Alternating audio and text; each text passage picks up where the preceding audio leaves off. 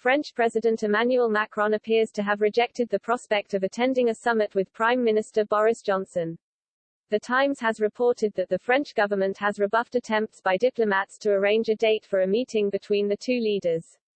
A senior diplomatic source told the newspaper, the government has reached out to try to arrange a summit but the French aren't interested. They've simply said there's no point. This comes after Mr. Macron offered to reset UK-France relations if Mr. Johnson stands by the Brexit divorce deal.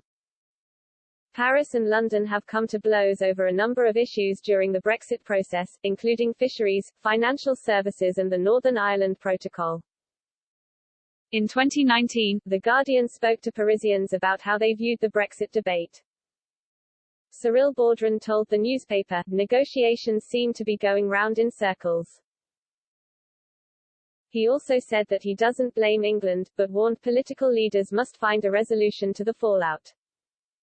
Mr. Baudran added, the priority is to unblock things, ideally with outside help. Perhaps someone from an outside country could sit down with the main players for a few days and, through charisma and intelligence, calm it all down. Just to pick a random example, say Barack Obama. It's not the UK's fault. I don't blame England. However, at some point, political leaders have to take responsibility and explain what really will be best for people and society, spell out how people's lives will improve going forward. If not, hatred will be fed, and that hatred will be used to turn people against each other. Liliane, a city hall worker in Paris, was more concerned about the UK's future. She said, I do fear for you in Britain. I'm worried you'll end up isolated and that it's ordinary British people who'll be left struggling and paying the price for all this.